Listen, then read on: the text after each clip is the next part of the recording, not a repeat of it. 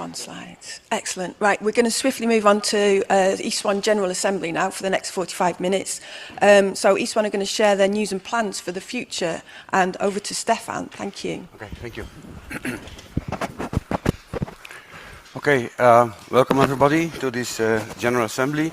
So I will start with with the annual report, which was available on the internet. You could all download it and read it. I will just summarize the highlights of it.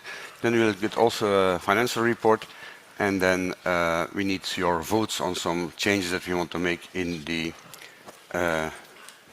bylaws and statutes. Okay, let me start with the executive summary. So, as you all know, E-SWAN is an international non-profit association established in 2022 with a mission to unite, sustain, and advance space weather and space climate activities across Europe. We have an all-organizational structure with an executive board, General Assembly, you, the Council, 4 committees and 8 working groups. And our stakeholders are, of course, European space weather and space climate research institutions supporting government agencies, ESA, and national space agencies and private sector partners involved in all these activities. We have established partnerships with COSPAR, WMO, although they stopped being interested in space weather, ICES, EAS, the European Astronomical Society, and the European Solar Physics Division. Okay, we try to support, not to dominate or to decide everything. We just want to support space weather activities, especially this meeting and the medals, and etc. So the 3 cornerstones for the E-SWAN are in fact the Space Weather Week, which we try to maintain forever, and then also the Journal of Space Weather and Space Climate, and then the medals that we also want to preserve for eternity. But it is much more than this. We have this as a General Assembly meeting. There was also an EOCOM parallel session, CD2, in this week. And then, of course, the medals we have all seen on Monday with the medal lecture also. There were actually several sessions requested by different working groups of E-SWAN, but only one was accepted, and then one was turned into TDM. TDM 6 was yesterday from 5 to 6. We also have the booth here, as you've seen outside on this floor, and then other sessions and TDMs were turned into posters, like from the user engagement group EOCOM, and also the executive board has a poster in APL1, as you can see here. This is the organizational structure for the time being, actually. There are 2 primary organs, the Executive Board and the General Assembly. And then the subsidiary organs are the committees and the Council. And the committees, well, there are 4 committees, but we can always add new committees in case some working groups want to become a committee. That is always allowed. There are 8 working groups, as we will see. The main activities of the Executive Board, we had some meetings, and you can see the dates here of the meetings. We also had meetings together with the local organizing committee of the Space Weather Week, of course, and we usually discuss financial issues, the aftermath of Coimbra, but also how to finance, for instance, this planetarium show or this meeting. We had an organization of an extraordinary General Assembly to approve the final budget, because of course the budget goes year per year. This is not the end of the year, so what you will see is a preliminary budget of 2025. Once 2025 is over, we will have to have your agreement on the final budget for 2025, like last year for 2024.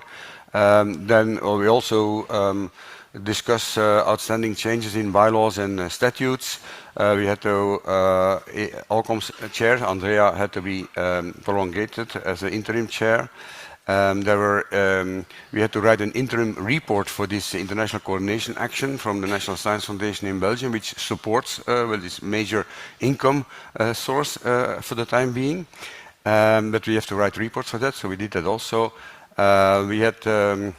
We suggested to create an extra medal, but it was not accepted by the model committee, the award committee. We also discussed the booth, of course, how to organize that. Then OCOM and EOCOM bylaws have been changed. And then we had discussions on how to support this meeting and the next Space Weather Week in Florence next year. We also had a meeting with the Council in June this year, and the Council provided very useful recommendations with more meetings with the working groups and the committees, and that will be taken into account, of course, in the near future. I will now briefly present, because of the time, the reports of the different working groups and then of the committees. There are 8 working groups. They are listed here. And of course, a working group can become a committee, like EOCOM did last year. And I understood that SUST and TECH also want to make this transition and become a committee, which we have to discuss in the board. First of all, the Diversity, Equity and Inclusion Working Group wants to promote diversity, equity and inclusion within all E-SWAN related events in collaboration with the PC and EOCOM, and to raise awareness about this diversity, equity and inclusion in the entire E-SWAN community. They also want to promote, of course, our visions and provide accessibility to everyone for space weather and space climate related events. The members are mentioned here. Does it work? Yeah, here, these are the members. And the activities about last year, well, this working group lost some of its momentum because there were major career changes of the chair and the co-chair, and actually these positions are currently vacant. And the mission would need to be refined a little bit and reaffirmed, and they are also looking for new members. So if you're interested in this, so please contact some people of this working group, and then we can do this. The second working group I want to discuss is the funding working group. They are trying to find ways to ensure sustained funding for space weather activities that go beyond the capabilities of individual countries, and finding sustained opportunities to fund the European space weather and space climate activities.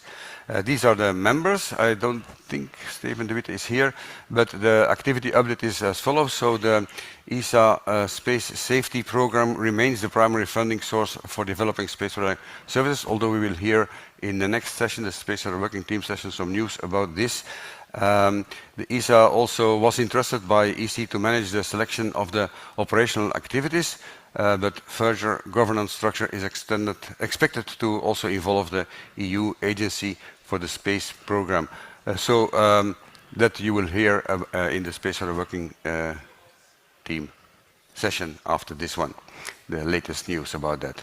The international coordination action that I mentioned from the Belgian National Science Foundation is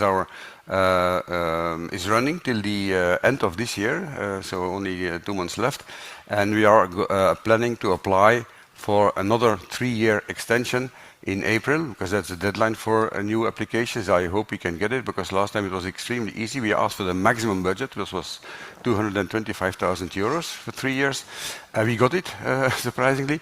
We will ask the same, but I don't know if we will get it the second time. We will see. We have lots of things to show, of course. We didn't spoil the money.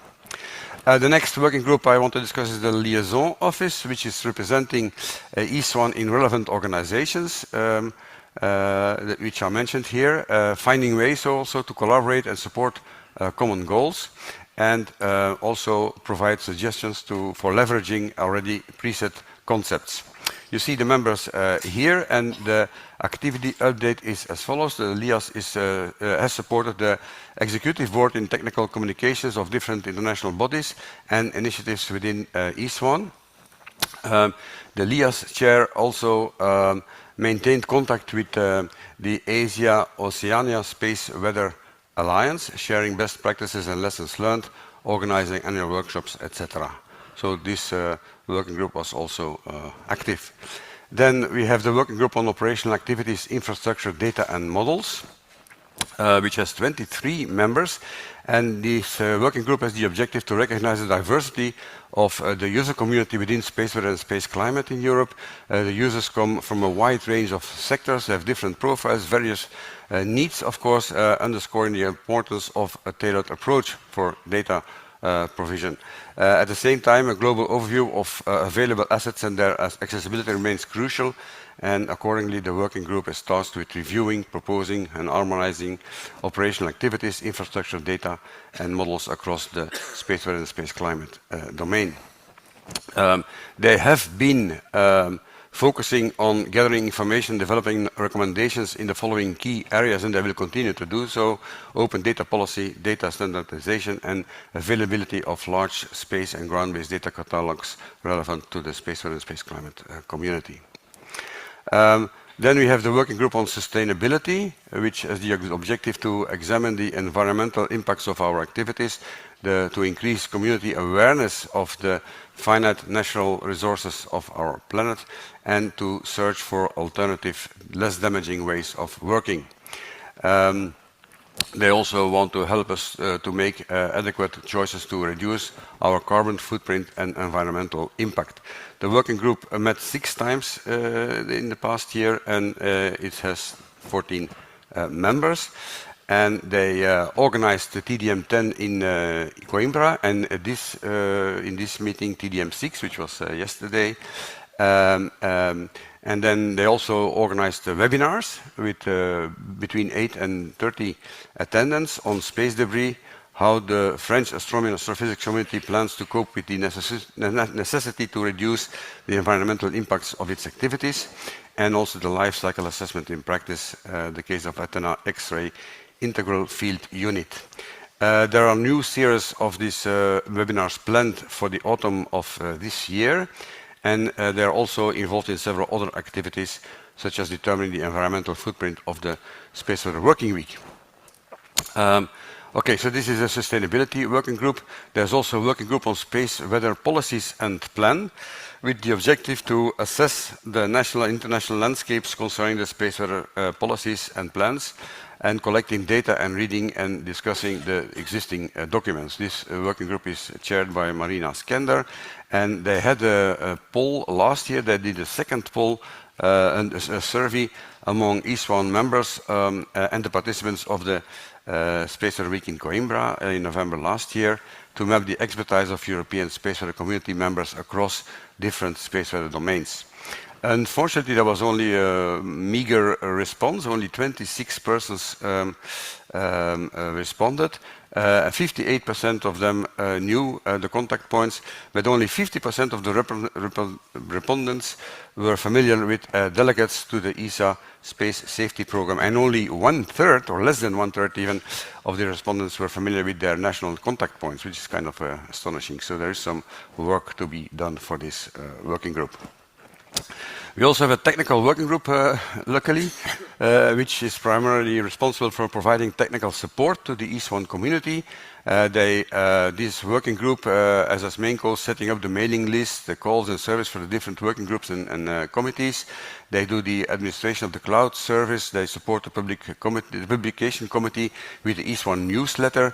They maintain the E-SWAN webpage and member database, etc. So the activity update is as follows. So some of the activities that they carried out so far were to create administrative templates to be filled by the working groups on the webpage. They created also a document with the technical platforms currently used in the E-SWAN community, and they detailed the procedure, or they are detailing the procedure, explaining how to add new ESA members. They also purchased this Zoom license that all the working groups and committees can use. And so future steps of this working group include providing fundamental support to the E-SWAN community in various aspects, and redesigning the E-SWAN webpage to enhance accessibility. Then we have the user engagement working group, which is dedicated to the involvement of the various actors in space weather and space climate.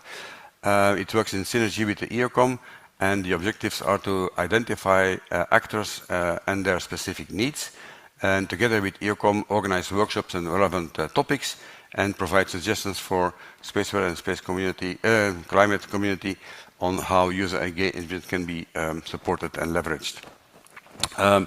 Activity update, they organized a successful TDM in Toulouse and also in Coimbra, and they submitted the TDM proposal for this meeting. Unfortunately, the TDM was not accepted by the PC, and it was turned into a poster.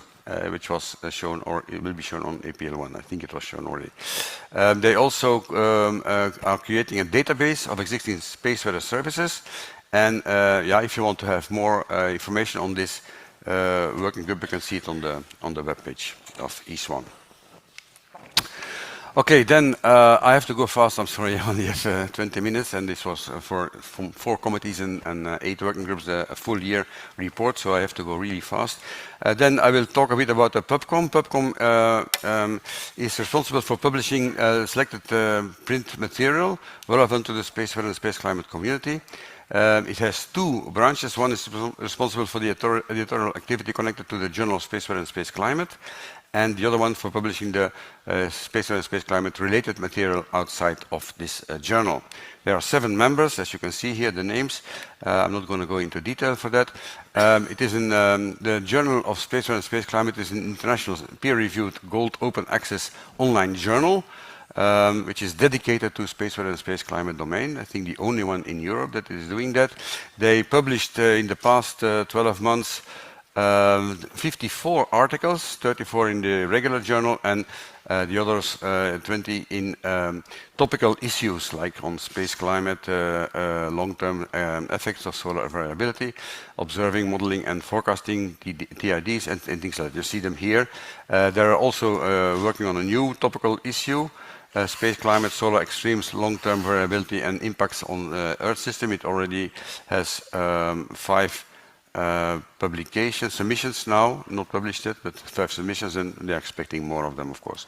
Unfortunately, the impact factor lowered a bit. It went from 3.4 to 2.7, and also the Scopus side score decreased to 6.6. It was 6.9 the year before.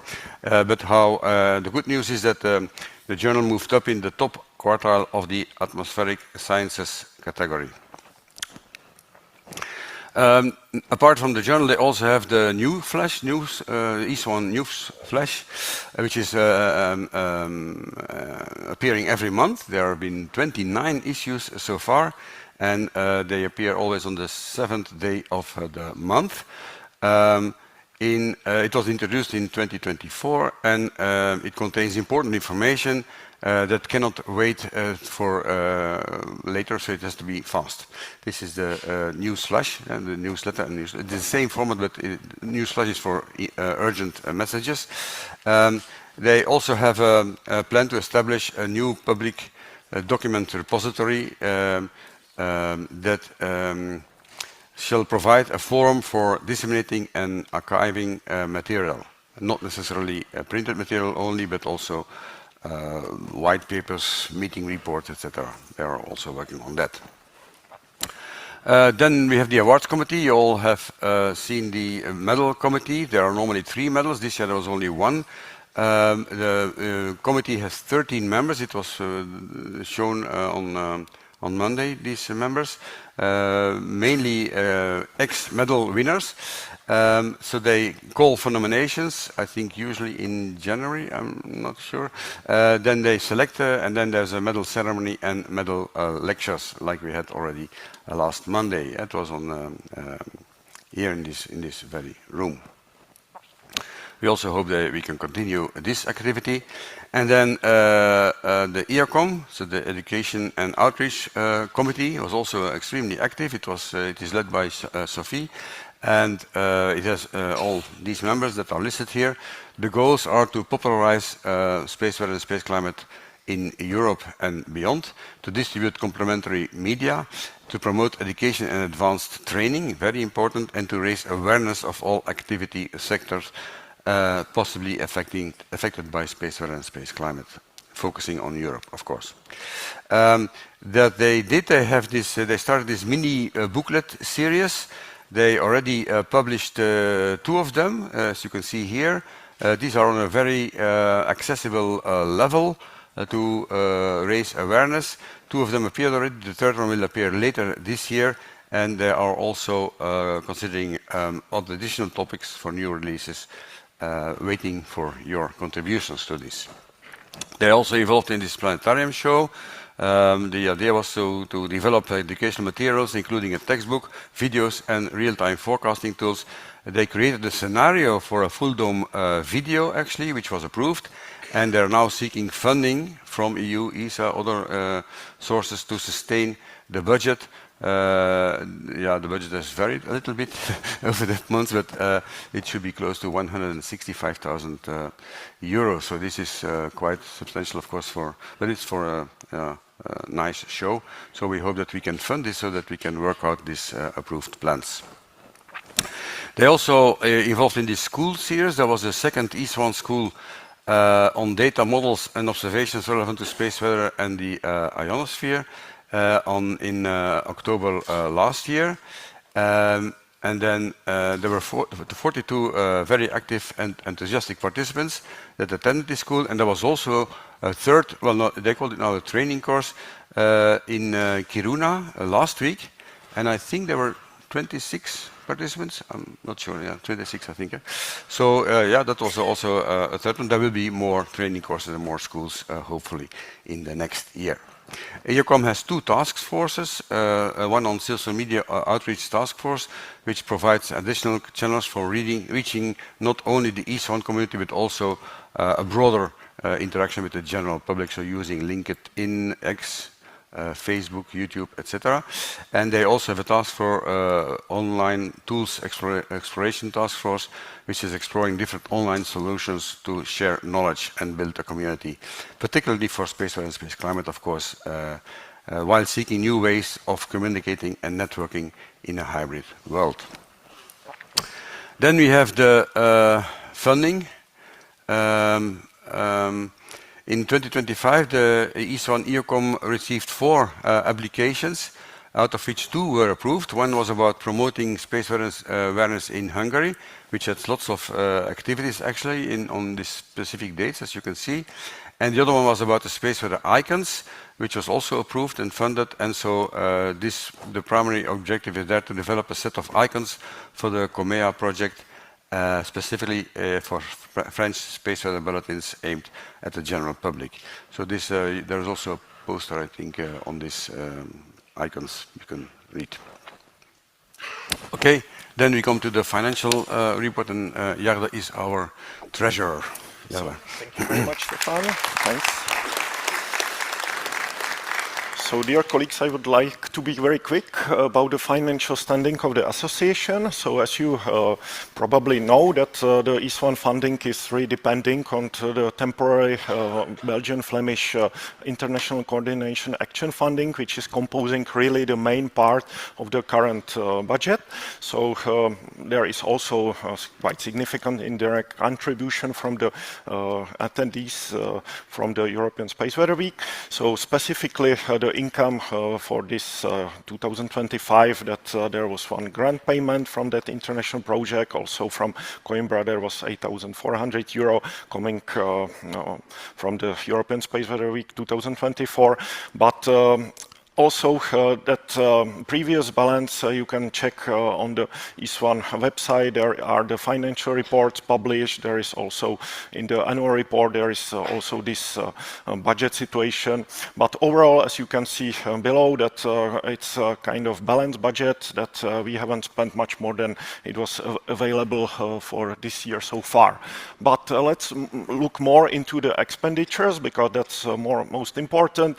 Here maybe we were also surprised, but the bank just started to ask for 300 euros. So quite recently, the executive board moved from their budget just to Belgium, just to set up new bank account, just to get lower banking fees. But there are also like high spendings concerning the legal services, also with payments, and also the IT support from BIRA, which is really necessary to run the organization as well. But more importantly, there is outreach spending. This year we tried to have the E-SWAN booth at IAGA, which IAGA, I think you know, it's quite relevant organization for space weather, and there was accepted very lot of interest. And here we are having also booth, so these are the associated costs. But what is, I think, most important is the E-SWAN support to the space weather and space climate activities. So it's not only the Space Weather Week, as you can see listed at the last, but there are also like EOCOM support for the specific schools and space weather projects and events. So these are putting together this kind of spendings. But to see the annual budget plan, the plan is just to maintain this kind of level of spending for the following 2 years, because as you can see in the expected income, that there are only 87,000 euros still expected to be obtained from that International Coordination Action Belgian project. Still, every year there is expected participation membership fees through the European Space Weather Week of 2,000 euro. But overall, it's with the current level of spending, which you see as expected also for the following year, we would be still trying to support mainly the student participation to the European Space Weather Week, also the community outreach initiatives, which are as part of EOCOM reviewed, but making it all together, you can see as balance that there should be still remaining 82,000 euro, which is with the current level of spending, it would be able to run the association with the current level of spending also for 2027 and 2028, even if there will be no other big project supporting the association anymore. So I think that concludes this budget kind of overview, and in the question and answers it can be discussed more. Okay, thank you, Jara.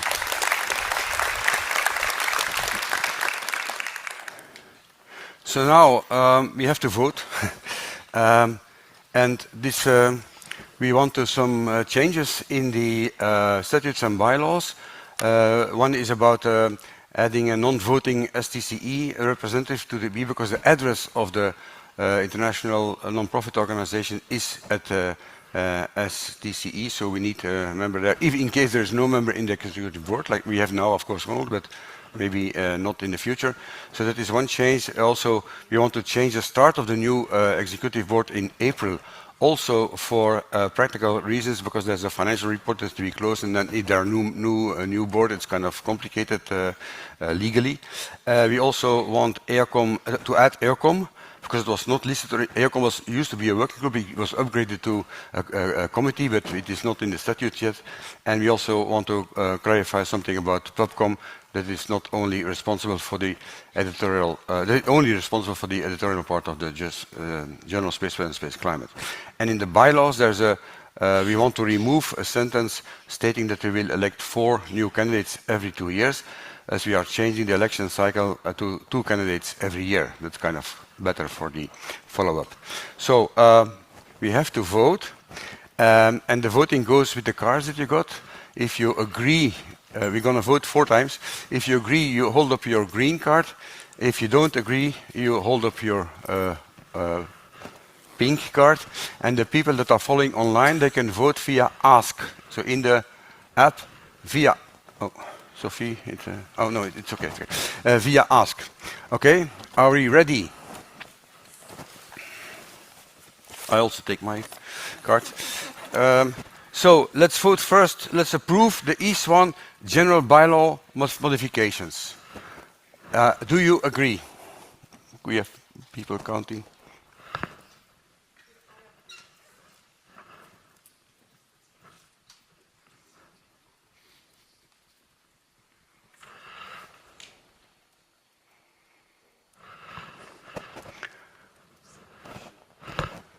I don't think anybody is disagreeing, actually, so it should be easy. Yeah. You got it? Okay, thank you.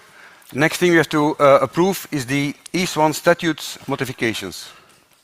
We voted for the bylaws, now for the statutes. Do we agree?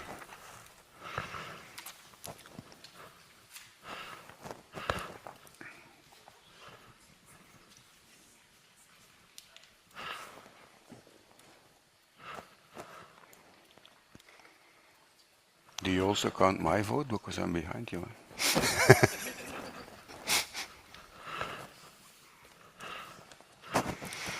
Okay. There's a delay online? 20 seconds. Okay, I will wait a bit longer. So the members, again, that are joining online, you can vote via Ask in the app. Yeah. Okay, are we there?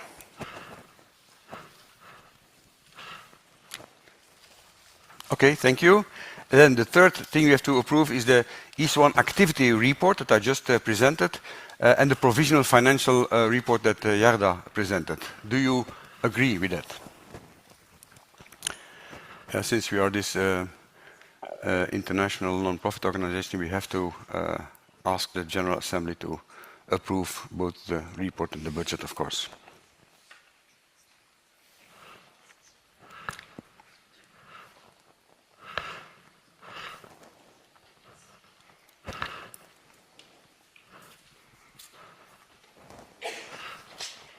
Okay. You there? Thank you. And then the last thing is this proposed extension of the mandate of 2 executive board members, Michaela and Jarda, for 1 additional year, because we're going to switch from every 4 years to every 2 years 4 members to every year 2 members. So 2 mandates have to be extended by 1 year. So do you agree with that?